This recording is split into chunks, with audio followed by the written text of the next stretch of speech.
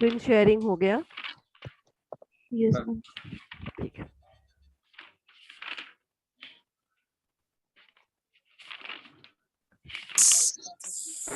Decision making, right? Just see, Yes. probability decision making, game theory, queuing theory हो चुका था, queuing हो चुका मैम था, सिमुलेशन समझा दीजिए ना एक बार फिर से। सिमुलेशन समझा दो। और कुछ समझाना है वापस से, किसी को कुछ समझ में नहीं आया हो तो? क्यूइंग थ्योरी भी मैम, उसको भी थोड़ा। ओके, और कुछ? क्यूइंग थ्योरी और सिमुलेशन से स्टार्ट करेंगे। किसी को और कुछ पूछना है तो भी पूछ लीजिए। मैम एक बार लास्ट क्लास तक ओवरव्यू कर सकती है? मैम इसका पीडीएफ भेज दीजिएगा ना ग्रुप में। पीडीएफ गया हुआ है, बहुत मैम। पहले चला गया है। मैम मैं नया मैम आया हूँ, कंटिन्यू। इसलिए मेरे ओके ओके, ठीक है कंटिन्यू कर दीजिए। ठीक है। तो आप इन लोगों फिर में से से किसी से ले लीजिएगा, ठीक है ना? किसी से मांग लीजिएगा, मैं मैम किसी का देखूंगी। नंबर भी नहीं है। ठीक है, मैं समझ गई, बहुत समस्या है आपको, मैं आपको भेज दूंगी। राइट, चलिए। Now come to this point कि टेक्निक्स ऑफ डिसीजन मेकिंग। अच्छा, कहीं से नॉइज हो रहा है तो प्लीज वो म्यूट कर लेंगे, फिर कुछ पूछना होगा तो पूछ लेंगे, ठीक है ना? जहां से भी आवाज आ रही है म्यूट कर लीजिए अभी, ठीक है? टेक्निक्स ऑफ डिसीजन मेकिंग हम लोग लास्ट क्लास में पढ़े थे। हम लोगों ने ये पढ़ा था, मैं थोड़ा सा पीछे से लेकर के चलती हूँ। डिसीजन मेकिंग कब किया जाता है? जब तीन सिचुएशंस, तीनों में से कोई एक सिचुएशन होता है तो हमको डिसीजन लेने की जरूरत पड़ती है। या तो अनसर्टेनिटी की सिचुएशन हो, या सर्टेन है, फिक्स है, ये होना ही है, तो आप डिसीजन लेते हैं, भले ही उसके फेवर में ले, किसी भी इंसिडेंट, किसी भी इवेंट के फेवर में ले। या फिर रिस्क एसोसिएटेड होता है। तीन सिचुएशन में डिसीजन ले जाते हैं, certain, uncertain and risky situations में। राइट, अब ये एग्जांपल अभी मैंने लास्ट क्लास में समझाया था, तो शायद आप लोग को याद होगा। फ्लाइट पकड़ने का मैंने एक एग्जांपल दिया था कि कैसे तीनों केसेस में हो सकता है कि आप कैसे डिसीजन लेंगे। आपको एक दिन पहले आकर के कहीं रुकना है, या आपको सेम डे सवेरे निकल करके कैच कर लेना है, या फिर आपने अपने तरीके से सारी तैयारी कर ली है, बट देन आपको नहीं पता था कि कहीं 12 बजे के बाद गवर्नमेंट अनाउंस कर देगी कि पैंडेमिक है, या किसी रीजन से कहीं पे बारिश हो गई, या कहीं पे क्रैश हो गया, या कहीं पे आंध्रा में या साउथ में बहुत आंधी तूफान आ गया जिसकी वजह से आपकी फ्लाइट कैंसिल हो गई। That is a risky situation जहां आपको कुछ नहीं करना है। You don't know, it depends upon the future factors की। फ्यूचर में ऐसा कुछ हो गया जिसके बारे में अभी प्रेडिक्ट नहीं किया जा सकता था, अनप्रेडिक्टेबल इंसिडेंट हो गया और आपको डिसीजन लेना पड़ा, कैंसिल हो गया फ्लाइट, अब आप जा नहीं सकते, तो कोई दूसरा डिसीजन लेंगे, कुछ और रास्ता देखेंगे, या फिर वेट करेंगे सिचुएशन के नॉर्मल होने का। राइट, यही मैंने एग्जांपल दिया था लास्ट क्लास में, सभी बच्चे थे? Yes ma'am. ठीक है, तो अब इसको इतना डिटेल में नहीं जाते कि मैंने कैसे तीनों सिचुएशन को रिलेट किया था। आपस में भी आप लोग डिस्कशन करके थोड़ा बहुत समझ सकते हैं। पीयर पीयर स्टडीइंग बोलते हैं इसको, ग्रुप स्टडी या पीयर, जब आपको आपके कलीग पढ़ाते हैं, क्लासमेट्स पढ़ाते हैं, तो और ऐसे ज्यादा समझ में आता है। तो ये तीनों सिचुएशन में हमने क्या किया? ये तीनों सिचुएशन में हमने क्या किया? डिसीजन मेकिंग करना पड़ता है। तो अब ये डिसीजन मेकिंग के लिए कुछ टूल्स एंड टेक्निक्स हैं। नॉर्मली ये टेक्निक्स को दो भागों में डिवाइड किया गया। These are divided into two parts. One is known as quantitative techniques of decision making, another one is known as modern और creative techniques of decision making, जो बिल्कुल एडवांस्ड है, जो अब आजकल चलता है। राइट, तो क्वांटिटेटिव में कभी भी कोई भी प्रॉब्लम हो, किस सिचुएशन में, मैंने तीन सिचुएशन बता दिया, सर्टेन, अनसर्टेन और रिस्की। तीनों में से किस सिचुएशन में आप कौन सा डिसीजन मेकिंग टेक्निक अडॉप्ट करेंगे, वो आपको यहाँ पे हेल्प करेगी। Different types of techniques, technical quantitative decision making tools है आपके पास। कब क्या डिसीजन लेना है, कौन से मेथड से डिसीजन लेना है, आपके पास ऑप्शन है, आप ले सकते हैं इस तरीके से। The first one is linear programming. Linear programming कब लेते हैं हम? लीनियर प्रोग्रामिंग जब हमारे पास रिसोर्सेज का अभाव होता है।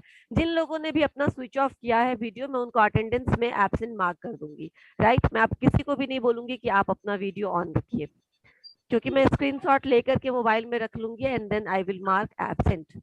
ओके, तो लीनियर प्रोग्रामिंग क्या हुआ कि लीनियर प्रोग्रामिंग जब आपके पास रिसोर्सेज का कॉन्स्ट्रेंट्स होता है। कॉन्स्ट्रेंट्स मतलब अनिमेश, कॉन्स्ट्रेंट्स का मतलब कमी मैम। कमी, वेरी गुड। अभाव होता है, कमी होता है, बिल्कुल सही।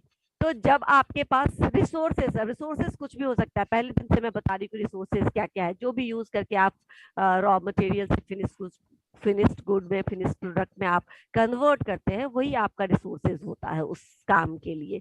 तो रिसोर्सेज जब कमी होता है, जब अभाव होता है, तो उसको कॉम्पनसेट करने के लिए, उस कमी को कॉम्पनसेट करने के लिए आप लीनियर प्रोग्रामिंग डिसीजन मेकिंग को यूज कर सकते हैं। It supports you either in maximizing the utility or in minimizing the disutility। या तो आप अपने प्रोडक्शन को बढ़ा लीजिएगा, अपने सपोज करो कि हमारे यहाँ जो भी डिमांड है, पेट्रोल का एग्जांपल लेते हैं, मान लो पेट्रोलियम का हमारे यहाँ डिमांड बहुत ज्यादा है और सप्लाई बहुत कम है क्योंकि बहुत महंगा हो गया है, हो सकता है ये एक एग्जांपल।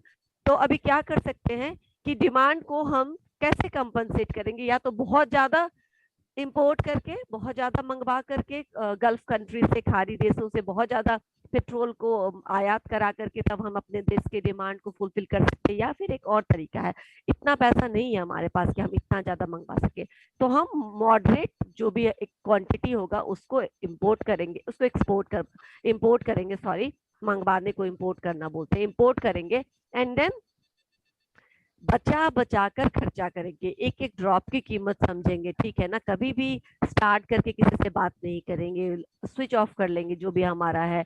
जब अननेसेसरी कहीं भी यूज नहीं करेंगे, आसपास जाना होगा तो हम लोग टहलते हुए चले जाएंगे, पास के सब्जियों में घूमते हुए चले जाएंगे, नहीं जाएंगे गाड़ी से लाने के लिए, अवॉइड करेंगे सब।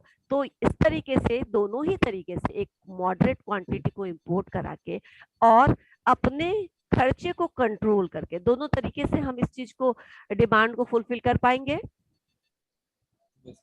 हाँ, तो ये Yes, लीनियर ma'am. प्रोग्रामिंग यही आपको बोलता है कि आपके पास या तो, बिल्कुल, इसके साथ आप क्या कर सकते हैं, या तो आप मैक्सिमाइज कर लीजिए, अपनी प्रोडक्टिविटी को बढ़ा लीजिए, अपने सप्लाई को बढ़ा दीजिए डिमांड को पूरा करने के लिए, लेकिन आपके पास चूंकि कॉन्स्ट्रेंट्स है, अभाव है, डिमांड, जो भी प्रोडक्ट है, जो भी रिसोर्सेज वो कम मात्रा में है, तो उसको कॉम्पनसेट करने के लिए क्या करिएगा आप, तो आप उसको, उसके यूज को, उसकी यूटिलिटी को, डिसयूटिलिटी को, उसके वेस्टेज को क्या करिए, कम कर दीजिए। एक और एग्जांपल हमारे घरों में फॉलो होता है, शायद तुम लोगों के घर में भी होता होगा, उस यूटिलिटी बढ़ाने को क्या बोलते हैं, जैसे कच्चा केले की सब्जी तुम्हारे यहाँ बनती है किसी के यहाँ? Yes ma'am.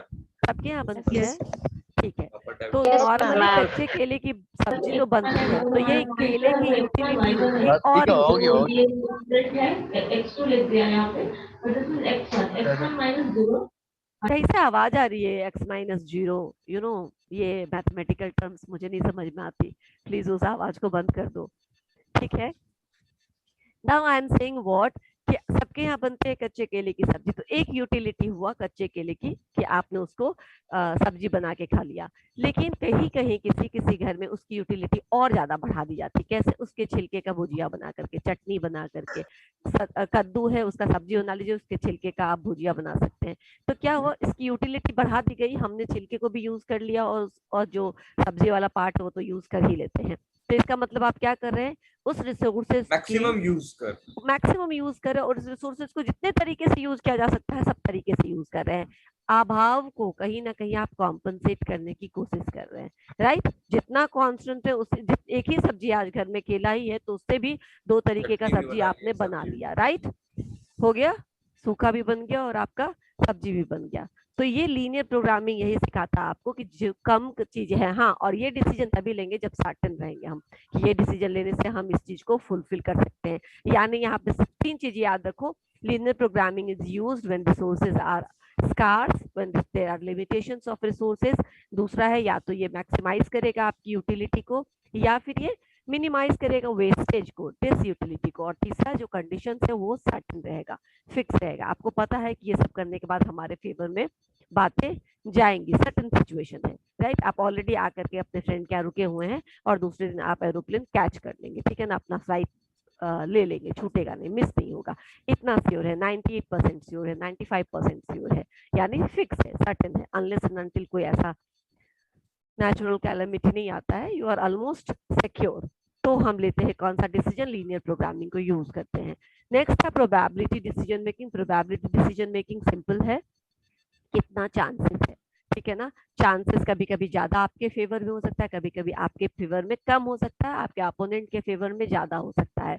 तो डिसीजन मेकिंग वैसे सिचुएशन में या वैसे कंडीशन में प्रोबेबिलिस्टिक डिसीजन थ्योरी का यूज करते हैं जिस समय जो सिचुएशन है, जो सिनेरियो है, वो डिटर्मिनिस्टिक नहीं होता, जहाँ पे आप कुछ डिटरमाइन नहीं कर पाते हो, फिक्स नहीं कर पाते हो। वहां पे हम क्या करते हैं, डिफरेंट वेरिएबल्स पे कुछ on the basis of our judgement, on the basis of our experience, अपने अनुभव के बेसिस पर, अपने नॉलेज के बेसिस पर हम डिफरेंट वेरिएबल्स में क्या करते हैं, प्रोबेबिलिटी असाइन करते हैं। ठीक है ना। आप लोग जब पढ़ेंगे प्रोबेबिलिटी पर, जब थोड़ा बहुत तो 10th 12th में भी पढ़ा होगा, अगर मैथ्स रहा होगा 12th में तो, और नहीं तो भी 10th में थोड़ा बहुत है ना प्रोबेबिलिटी। हाँ, प्रोबेबिलिटी ma'am. मतलब कि एक अच्छा डायस है, एक लूडो खेलते हैं हम लोग, डायस होता है, डायस को हम लोग घुमाएंगे तो कितनी प्रोबेबिलिटी है 6 आने की, या कितनी प्रोबेबिलिटी है 2 आने की, 1/6, क्योंकि 6 घर होता है उसमें। ठीक है ना। Yes, तो sir. 1/6 प्रोबेबिलिटी है, faces you are- assign the 6 आपकी डिसीजन में। तो 1/6 इज नॉट 1/6 अच्छा प्रोबेब चांसेस हुआ या 1/2 चांसेस ज्यादा हुआ। Tell me. 1/2 ma'am ma'am. आवाज तो नहीं I- आ रही। 1/2 मेरी आवाज नहीं आ रही क्या? आ रही है मैम। आ रही है मैम। ठीक है ठीक है ठीक है, कुछ प्रॉब्लम होगा आपके एंड में, थोड़ा वेट कर लिया, आ जाएगा। तो मैं क्या बोलती, तो कौन सा ज्यादा हुआ, कौन सा बढ़िया चांसेस हुआ? 1/2। वेरी गुड, 1/2, 1/2 क्योंकि कम से कम यहाँ 50-50 चांसेस है। 1/6 में तो एक ही 1/6 chance है। चांसेस है, बिल्कुल अनसर्टेन 1/6 chances। अनसर्टेन अनसर्टेन नहीं है, चांसेस है पर बहुत थोड़ा चांसेस है, राइट। तो प्रोबेबिलिटी डिसीजन थ्योरी में जजमेंट या एक्सपीरियंस के बेसिस पर हम डिफरेंट वेरिएबल्स को प्रोबेबिलिटी असाइन करते हैं और देखते इवैल्यूएट करते हैं उस सिचुएशंस को, एंड नाउ विल सी कि क्या चांसेस है हमारे विन होने की, या फिर किस किस तरीके के हम चेंजेस करें कि हमारे फेवर में इस चीज को लाया जा सके। इसके लिए पे ऑफ मैट्रिक्स भी यूज किया जाता है, और कहीं कहीं पे इससे डिसीजन ट्री जैसा बनाया जाता है, and then you can find out the way out कि हम इस तरीके से, चांसेस है कि हमारा ये सक्सेसफुल हो सकता है, चांसेस है कि हम फ्लाइट कैच कर सकते हैं, चांसेस है कि फ्लाइट छूट जाएगी, राइट। तो प्रोबेबिलिटी असाइन करेंगे, अगर ट्रैफिक जाम मिल जाएगा, अगर गाड़ी खराब हो जाएगी, अगर वहां पे कहीं पे ब्लॉकेज मिल जाएगा तो फिर चांसेस कम हो जाएगी, अगर ये सब नहीं रहेगा तो चांसेस बढ़ जाएगा फ्लाइट कैच करने का। समझ में आया? पहले दिन के एग्जांपल से रिलेट करें तो यस मैम। तो ये इस तरीके से ma'am. भी हम डिसीजन लेते हैं। थर्ड है game theory. Game theory simple है, तब यूज किया जाता है जब दो ग्रुप में, दो ग्रुप ऑफ कंपनीज है या टू डिफरेंट कंपनीज है, उनके बीच में कंपटीशन है। कंपटीशन कब हो सकता है? क्या सड़क बनाने वाली कंपनी को कपड़ा बनाने वाली कंपनी से कोई कंपटीशन हो सकता है?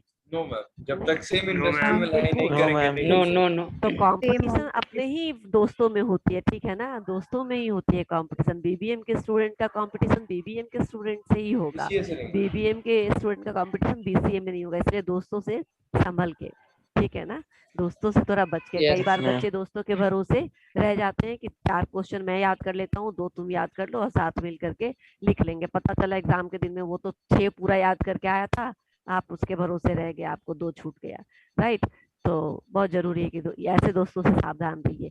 गेम थ्योरी भी यही कहता है कि जब दो कंपनी एक ही तरह के प्रोडक्ट में डील करे या एक ही तरह के सर्विसेज को प्रोवाइड करे तो वो एक दूसरे के अपोनेंट है, राइवलरी है, राइट। एक दूसरे के को कट कंपटीशन में, नेक थ्रोट कंपटीशन जो होता है ना, कट थ्रोट कंपटीशन दे रहे हैं, तगड़ा कंपटीशन दे रहे हैं। और वहां पे क्या होगा, गेम थ्योरी यूज करेंगे। या तो इसमें 2 पार्टी होगी, कम से कम 2 पार्टी होना जरूरी है गेम के लिए। किसी भी गेम के लिए 2 प्लेयर के बिना होता है कोई गेम? नहीं नो होता है। मैम। तो कम से कम 2 पार्टी का होना जरूरी है, और ज्यादा से ज्यादा nth नंबर ऑफ पार्टी हो सकती है, कितने भी पार्टीज हो सकते हैं, चलेगा वो, राइट। तो ये हो सकता है सिचुएशन जो होगा वो राइवलरी होगा, कॉन्फ्लिक्टिंग होगा 2 कॉम्पिटिटर्स के बीच में, और एक पार्टी जीतेगी, चांसेस है कि एक पार्टी जीतेगी at the expense of the other. For example, suppose करो मैं और वैष्णवी, हम दोनों ने बेट लगाया है कि कोई भी टीम जीतती है, हम एक ए टीम है, बी टीम है, मैं ए टीम के फेवर में हूँ, और मैं बोलती हूँ कि अगर ए टीम जीतती है तो तुम वैष्णवी को मुझे 5000 रुपीज देना पड़ेगा। वैष्णवी बोलती है कि बी टीम जीतेगी, और अगर बी टीम जीतेगी तो तुम्हें मुझे 5000 देना पड़ेगा। तो ये अगर ए टीम जीतती है, और मुझे 5000 वैष्णवी देती है, तो डायरेक्ट है कि मेरा जो ये 5000 का फायदा हुआ है वो वैष्णवी के 5000 के नुकसान पे हुआ है ना? Yes ma'am. That is what zero sum. एक ना एक को मैम कोई लड़ नुकसान रहा है क्या? आवाज अच्छा नहीं आ रहा। एक मिनट, अगर आप लोग म्यूट नहीं करेंगे तो मुझे यहाँ से म्यूट करना पड़ेगा। आप लोग म्यूट कर लीजिए खुद को, जब पूछना होगा तो पूछ लीजिएगा, राइट? नहीं तो कहीं से भी आवाज हो सकता है, सब लोग अपने घर पे हैं, और भी लोग होंगे घर पे, तो जब पूछना होगा तो पूछ लीजिएगा। तो ये भी जीरो सम मैंने समझाया। जीरो सम के बाद non zero sum. Non zero sum मतलब जरूरी नहीं है कि मेरा फायदा वैष्णवी के नुकसान से ही हो। जैसे मैंने एग्जांपल दिया था कि कहीं किसी भी चीज में हम लोगों ने इन्वेस्ट किया, मैंने डायरेक्ट इन्वेस्टमेंट की, उसने ब्रोकर के थ्रू इन्वेस्टमेंट किया। अब मेरे डायरेक्ट इन्वेस्टमेंट में क्या हुआ कि मुझे ज्यादा फायदा हुआ, उसको भी उतना ही फायदा हुआ, वैष्णवी को भी शेयर बेचने पर उतना ही फायदा हुआ, लेकिन ब्रोकर ने क्या किया, अपना कमीशन काट लिया और उससे उसको 5-7 हजार का कमीशन बन गया, तो 5-7 हजार मेरे से कम हुआ। Now this is non zero sum. मेरे फायदे से उसका डायरेक्ट कोई नुकसान नहीं हुआ है, राइट?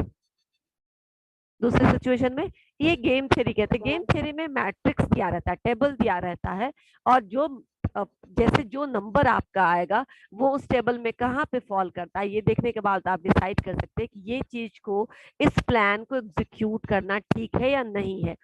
ऑल्दो हम लोग बहुत थ्योरेटिकल एस्पेक्ट पढ़ रहे हैं, क्योंकि ये थोड़ा क्वांटिटेटिव है, इसलिए सारा पोर्शन स्टैट्स का है। या तो स्टैटिस्टिक्स में ये पढ़ाई होगा, या फिर आपके प्रोडक्शन, स्टैटिक्स में भी पढ़ाई होगा, और प्रोडक्शन एंड ऑपरेशन मैनेजमेंट का भी आप पढ़ेंगे, तो उसमें भी ये सब चीज आएगी। कुछ कुछ जो मैं कवर इसमें है थोड़ा बहुत, वो मैं कवर अभी करा देती हूँ।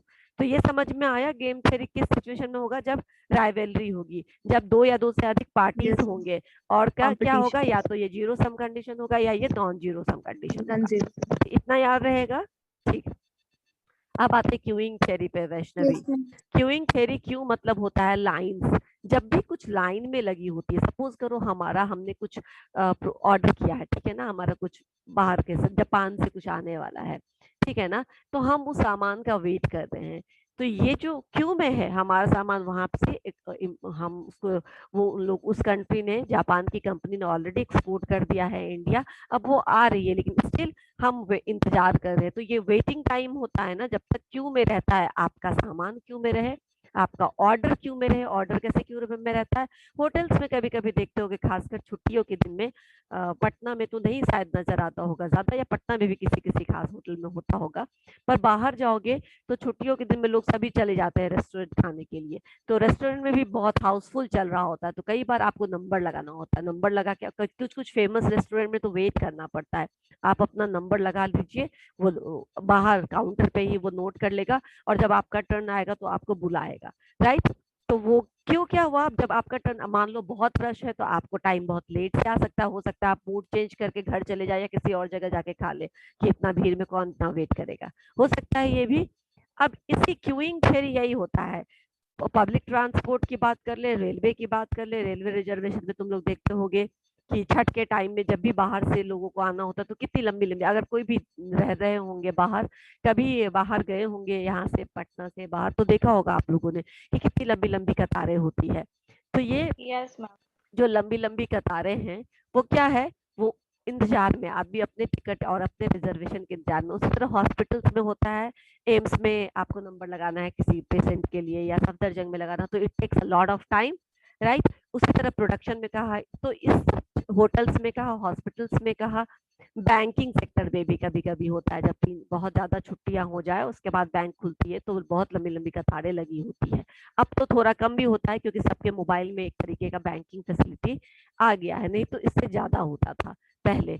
यही क्यूइंग थ्योरी आपको ये डिसाइड करने के लिए मजबूर करता है कि आप कैसे इस क्यू को छोटा करेंगे, कैसे वेटिंग पीरियड को मिनिमाइज रखेंगे, कंट्रोल में रखेंगे, ताकि बहुत ज्यादा लंबी कतारें नहीं लगे। अगर इसमें 2 सिचुएशन हो सकता है, अगर ये क्यू जो है वो रेगुलर क्यू है, रोज ही इतनी लंबी लंबी क्यूज लगती है, तो क्या हो जाएगा,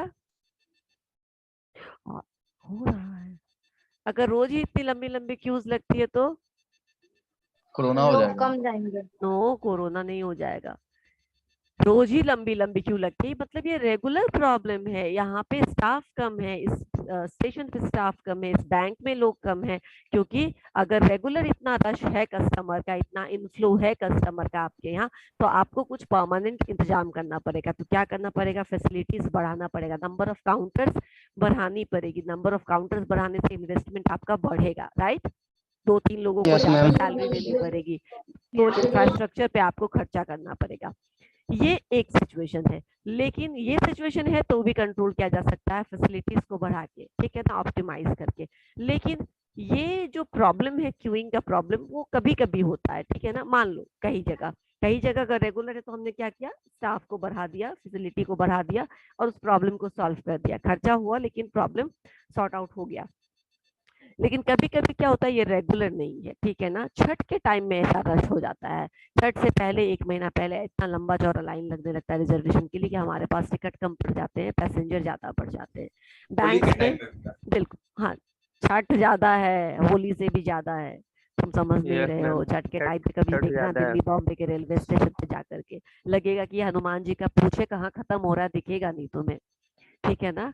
उसी तरह दूसरा एग्जांपल लेते हैं, जब बैंक्स बंद रहती है, मान लो 3-4 दिन की छुट्टियां हो गई, कभी भी किसी चीज में बैंकिंग सेक्टर में कम छुट्टियां होती है, लेकिन सपोज करिए कि हो गया कुछ, ठीक है ना, तो उसके बाद जब खुलता है तो फिर इसी तरीके का रश रहता है, क्योंकि 4-5 दिन से लोग क्या कहते हैं, किसी को पैसा निकालना होता है, किसी को जमा करना होता है, तो वो लोग वेट कर रहे होते हैं, तो काफी रश बढ़ जाता है। तो अगर ये इरेगुलर क्यूइंग है, अगर रोज का ये क्यू नहीं लगता है, इतना इरेगुलर डिमांड से, कभी कभी ऐसा डिमांड्स बढ़ जाते हैं, तब तो आप इंफ्रास्ट्रक्चर में खर्चा करिएगा और ज्यादा नंबर ऑफ एम्प्लॉयज को बढ़ाइएगा, तो इससे क्या होगा, आपका नुकसान होगा, है ना।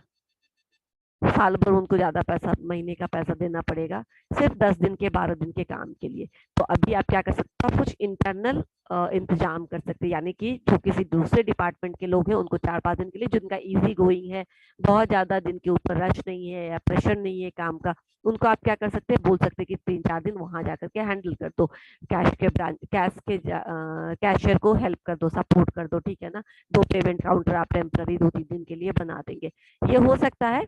तो क्यूइंग थ्योरी मतलब यही हुआ कि how you reduce the waiting time और how you reduce the queue, ठीक है ना, the size of the queue, the line of the line को आप कैसे कटल करते हैं, छोटा करते हैं, कैसे शॉर्ट करते हैं। ऑब्वियसली लाइन छोटा होगा तो वेटिंग पीरियड छोटा हो जाएगा। एंड ये क्यूइंग का प्रॉब्लम जो है, जो नॉर्मली हॉस्पिटल्स में, ट्रांसपोर्टेशन में, रेस्टोरेंट्स में, बैंकिंग सेक्टर्स में देखा जाता है, इस प्रॉब्लम को प्रोडक्शन में भी देखा जाता है। तो इस प्रॉब्लम को सॉल्व करने के लिए हम क्यूइंग थ्योरी अप्रोच का यूज करते हैं, ठीक है। क्लियर हुआ अब Vaishnavi? Yes, ma'am. Okay, now simulation. Simulation शायद हम लोग पढ़ रहे थे लास्ट क्लास में। सिमुलेशन का मतलब क्या होता है कि जब कभी भी किसी ओरिजिनल इन्वायरमेंट को हम क्या करते हैं, आर्टिफिशियली क्रिएट करने की कोशिश करते हैं। आप लोगों ने शायद नहीं सुना होगा, लेकिन मुंबई में एक प्लेस है, मुझे उस पार्क का नाम नहीं याद आ रहा उस जगह का, लेकिन वहां पे क्या, जैसे कश्मीर में स्नो होता है ना, स्नोफॉल होता है, स्नो होता है, हम स्कीइंग करते हैं, स्नो स्कीइंग, स्नो स्केटिंग और जो भी करते हैं, स्नो का जो भी गेम्स है, वहां पे जाएंगे आप तो आपको अंदर में पूरा वैसा लगेगा जैसे आप कहीं पे सच में कहीं ऐसी जगह पे आ गए जो पूरा स्नो लैडन है। आपको एकदम कपड़ा ठंडा ठंडा पहनना पड़ेगा, क्योंकि वहां बहुत ठंड पड़ेगी, पूरा कैप वैप सब ढक करके रखना पड़ेगा। और आपको वहां पे स्नो स्कीइंग का मजा ले सकते हैं, आप जो भी स्पोर्ट्स है स्नो का सारा कुछ कर सकते हैं। This is what. मैम आवाज नहीं, मेरी आवाज नहीं आ रही? मैम अब आ रही है, कुछ देर पहले तक नहीं आ रही। आपको कुछ प्रॉब्लम होगा, शायद आ रही है सबको। नाउ मैं क्या बोल रही थी, हाँ, ये क्या हुआ कि जिस तरह का हिल स्टेशन पे स्नो होता है और वहां पे स्नो का लोग मजा ले सकते हैं, स्नोफॉल को देख सकते हैं, उस तरीके का ही एक डुप्लीकेट सिचुएशन क्रिएट करने का कोशिश किया गया है कहीं किसी मॉल में, किसी जगह पे जहां आप जाएंगे और अपना इंटरटेनमेंट के लिए थोड़ी देर स्नो में खेलेंगे वेलेंगे, बाहर आएंगे तो वैसा ही आपको धूप और गर्मी और क्या कहते हैं सब कुछ मिलेगा जैसा नेचुरल होता है। लेकिन उसके अंदर इन करते ही आपको लगेगा कि you enter into some valley और some hill station which is full of snow. तो ये क्या हुआ, सिमुलेशन इसको बोलते हैं कि जब ओरिजिनल नेचुरल एटमॉस्फेयर को, नेचुरल एनवायरनमेंट को आर्टिफिशियली क्रिएट किया जाता है और उसमें प्रैक्टिस किया जाता है। सपोज करो कि कोई स्नो स्कीइंग में स्पोर्ट्स में जाना चाहता है, उसमें अव्वल बनना चाहता है, तो वो वहां जाकर के रोज रोज प्रैक्टिस कर सकता है, कर सकता है ना? Yes ma'am.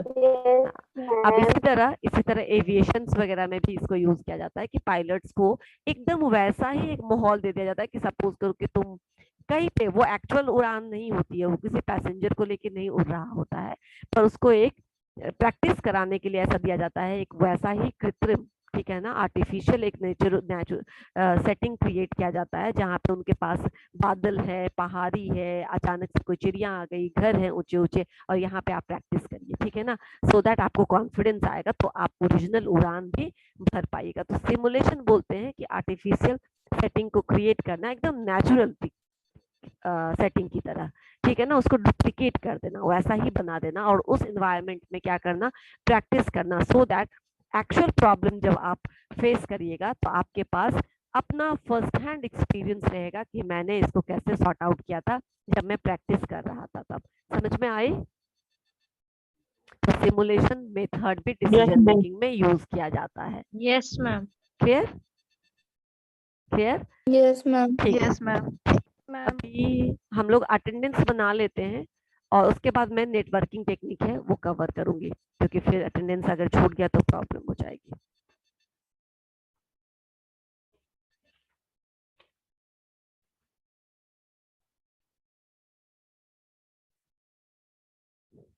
आज 9 तारीख है ना? Yes, ma'am. Yes ma'am.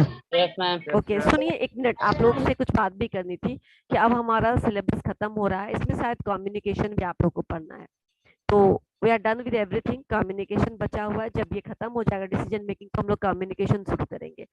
उसके बाद मैं फर्स्ट 3-4 चैप्टर्स का यानी प्लानिंग तक का आप लोगों का मार्क्यू लूंगी, एंड उसके बाद ठीक उसके बाद मार्क्यू खत्म होते ही प्रेजेंटेशन लेंगे, राइट? तो तैयार मैम, रहिएगा। कब है? मार्क्यू मैम मार्क्यू से पहले एक बार Yes, रिवीजन ma'am, करवा कब देती, है? प्लानिंग से पहले तक शुरू का कुछ क्लासेस छूटा हुआ है। हाँ मैम, स्टार्टिंग ये क्लास Yes, रिवीजन ma'am. के डिमांड्स खत्म नहीं होते, रिवीजन तो मैं कराऊंगी ही कराऊंगी, लेकिन आप भी तैयार रहिए, आप भी तैयार रहिए मैम, मार्क्यू के फिर से लिए। ना एक बार सारे चैप्टर्स को रिवीजन करवा दीजिएगा। हाँ वो तो मैं करवाऊंगी, वो तो मैं करवाऊंगी ही करवाऊंगी, लेकिन ये भी होना जरूरी है, इंटरनल मार्क्स के लिए ये भी जरूरी है ना। One ma'am yes ma'am. दीजिएगा ना। पीडीएफ में बहुत बार भेज चुकी हूँ, मैं सच बोल रही हूँ। पीडीएफ मैं भेज दूंगी डिसीजन मेकिंग का, लेकिन एक बार आपने ग्रुप में बोला है, आप लोग प्लीज अपने ग्रुप में एक बार भेज दीजिए, ठीक है? आप लोग का जो मैम ग्रुप मैं है ना, ग्रुप में ज्वाइन नहीं हूँ इसलिए तो बोल रहा ज्वाइन हूँ। हो जाओ राजन कुमार। मैम पता ही नहीं है किसी को कैसे ज्वाइन हूँ। अरे अभी सुन रहे हैं सारे students? Yes ma'am. Are you all alive? Number दे दो अपना। Yes ma'am. Join Rajan into your group and please send all the PDF, ठीक है ना? सारे PDF भेजिए, क्योंकि बहुत सारे बच्चे नए आएंगे, उनको हेल्प मिल जाएगी एक बार, प्लीज। मैम मैम बोलो मंजीत। हम भी ज्वाइन नहीं है अभी बीबीएम ग्रुप में मैम, और हम बीसीए से बीबीएम में ट्रांसफर हुए हैं, अभी कोई पीडीएफ नहीं है हमारे पास। ठीक है, वो एक क्लास बार में आ दीजिए। ठीक है एकदम म्यूट करो राजन, म्यूट करो। मंजीत आप भी म्यूट करिए, मंजीत म्यूट करिए, यस वहीं से नॉइस था। ओके मंजीत, मैं ये बोल रही हूँ कि आप लोग अपना अपना नंबर किसी को भी दे दीजिए and they will send all the PDF, और अगर हमसे हो पाएगा तो जितना भेजा हुआ है मैं वापस से उसको फिर से रीसेंड कर दूंगी, ठीक है ना? ये 50वीं दफा होगा मेरा resending. Now roll number 1 ma'am. हाँ बोलो, मैं रिवीजन भी करवा दूंगी। मैम ये जो भी पढ़ाई हो रहा है मैम, इसका भी तो पीडीएफ सेंड कीजिएगा ना मैम। मैम क्योंकि हम लोग बीसीए का मैम, बीसीए टू कन्वर्ट हो के बीबीएम में आए हुए हैं मैम। कर तो हम लोग दूंगी, डोंट वरी, सब PDF कर दूंगी और रिवीजन भी करवा दूंगी। Be attentive, attend everyday classes, जो भी प्रॉब्लम होगा मेरे सब्जेक्ट में मैं वो पूरा करवा दूंगी आपको, चिंता मत करिए, ठीक है? मैम क्या है ना मैम कि मैम जो आप लोग अपने लैंग्वेज में लिखाते हैं मैम, तो सब जो लिखवाए मैम पीडीएफ से कॉपी कर ले मैम, लिख लें, नोट्स बना लें, या फिर जो आप अपने लैंग्वेज है वो। मैं पीडीएफ भी अपने ही लैंग्वेज में लिख करके देती हूँ आप लोगों को, जहाँ जहाँ से मुझे इजी लगता है वहीं से मैं कॉपी पेस्ट करती हूँ इनको भी।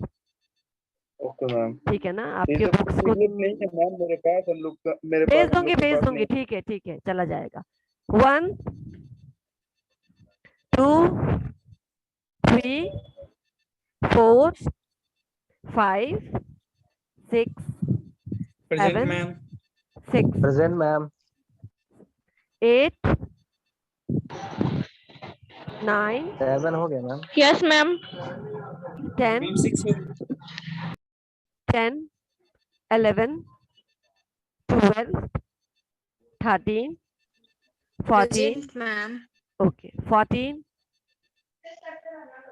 15, Present, ma'am. 16, 17, 18, Rahul 19, 19, 20, Present, ma'am. 21, 22, Present, ma'am. 23, Present, ma'am.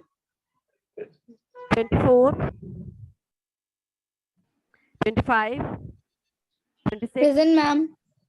Present, 25 ma'am. is there, Present. 26 is there, okay, 27, 28, 29, 30, Yes, ma'am.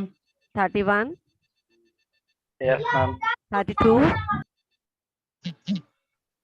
33, Present, ma'am. 34, 35, yes 36, ma'am कर ले यार बहुत हल्ला कर रहा 36, है मैम 35 बन गया 36, 37, 38, तो फिर यार कायदम इधर तो बैठ 39, please, Present, ma'am. 39. 40, 41, 41, 42, 43, 44, Yes, ma'am. 45, I'm 43. okay, 44 is there, ठीक है, 45,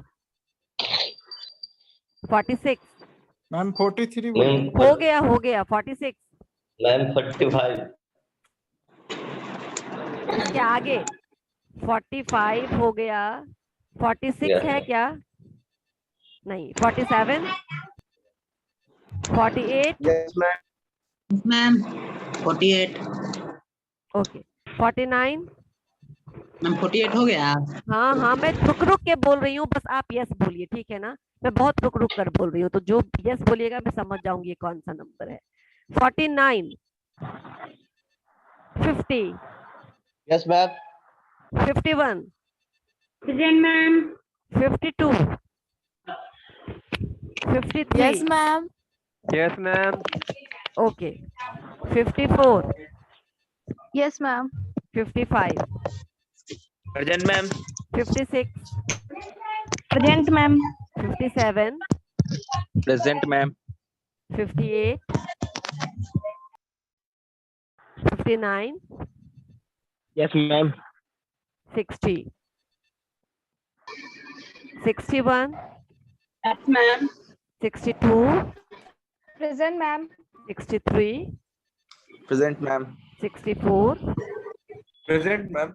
65,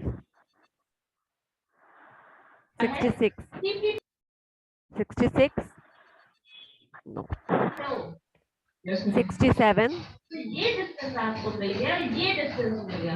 67, डिस्टेंस में से अगर ये डिस्टेंस मंजीत म्यूट करो. 67,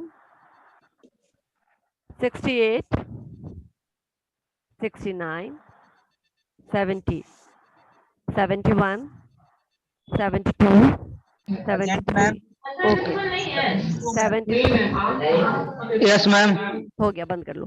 74, ये बोलते हैं तो 75, 74 is there, yes ma'am okay, 75, 76, yes Seven- ma'am okay, 77, ma'am 76 बन गया मैम 77 हो गया, 78, 79, 80, Present, ma'am. 81, Present, ma'am. 82, 83, 84, Done. हो गया, ठीक है. चलिए अटेंडेंस हो गया। मैम हाँ 76 मैम 77 नहीं 77 76 मैम 76 बन चुका है। रिमझिम 77 चलो हो चुका है, म्यूट कर लीजिए। अच्छा चलो अब हम लोग नेटवर्क टेक्निक पे चलते हैं। नेटवर्क टेक्निक क्या है? नेटवर्क टेक्निक क्या होता है कि किसी भी काम को करने के लिए जब भी हम प्रोजेक्ट को प्लान करते हैं तो हमको PERT या CPM, ये एकदम प्रोडक्शन ऑन ऑपरेशंस डिपार्टमेंट में यानी जहाँ पे मैन्युफैक्चरिंग होती है वहां पे इसको यूज किया जाता है। एक CPM को बोलते हैं critical path method and program, PERT को बोलते हैं program evaluation and review technique.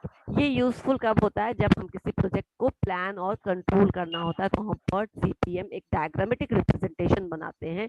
जो ऑब्जेक्टिव क्या होता है कि किसी भी प्रोजेक्ट में कॉस्ट एंड टाइम एसोसिएटेड होता है, बहुत ज्यादा टाइम लगता है या बहुत ज्यादा कॉस्ट एसोसिएटेड होता है, तो आप कौन से पाथ को फॉलो करें ताकि आप टाइम और कॉस्ट दोनों फैक्टर को कंट्रोल कर सके, मिनिमाइज कर सके, ठीक है ना। इसीलिए PERT और CPM को यूज किया जाता है। The objective is to minimize both by working out a critical path where managerial attention is to be concentrated। मैं आपको एक डायग्राम दिखाऊंगी अभी थोड़ी देर में, ठीक है, तो आपको पता चलेगा कि क्रिटिकल पाथ अभी मैं समझा रही हूँ क्या होता है। जब आप खुद ऑपरेशंस मैनेजमेंट पढ़ेंगे, इस किसी पेपर में आएगा या किसी सेम में आएगा, ईयर में आएगा, ये you'll come to know, आप खुद उस डायग्राम को बना सकते हैं आसानी से। ये डायग्रामेटिक नेटवर्किंग जो है वो डिफरेंट एक्टिविटीज, प्रोडक्शन में डिफरेंट एक्टिविटीज होता है। डिफरेंट एक्टिविटीज को पहले तो सेग्रीगेट करने के लिए यानी अलग अलग करने के लिए कि कैसे हम बाइफरकेट करेंगे, जैसे ऑर्गेनाइजिंग में हम एक्टिविटीज का लिस्ट प्रिपेयर करते हैं, वैसे आपको PERT या CPM के लिए पहले एक लिस्ट प्रिपेयर करना पड़ेगा। Now you have to sign कि कौन सा जो एक्टिविटी है वो किससे पहले होगा, उसके बाद कौन सा होगा, उसके बाद कौन सा होगा। ये जब आप कर लेंगे तो आप एक लाइन ड्रॉ करेंगे और आपको एक लाइन दिखेगा जिसको क्रिटिकल पाथ लाइन बोलेंगे। जिस रास्ते पे ज्यादा फोकस होने की जरूरत है, जिस पॉइंट जो एक्टिविटीज पे ज्यादा मैनेजमेंट को ध्यान देने की जरूरत है क्योंकि वहां ज्यादा हाई कॉस्ट या टाइम एसोसिएटेड है, उसको अगर हमने अच्छे से एग्जीक्यूट कर लिया तो हमारा पूरा का पूरा ऑपरेशन या पूरा का पूरा प्रोडक्शन प्रोसेस क्या हो सकता है, कंट्रोल्ड वे में खत्म किया जा सकता है। ये शायद आपको अभी थोड़ा सा थ्योरेटिकल लग रहा होगा, नहीं समझ में आया होगा। मैं एक बार आपको शेयर करके दिखाती हूँ कि किस तरीके से ये डायग्राम बन सकता है। एक सेकेंड।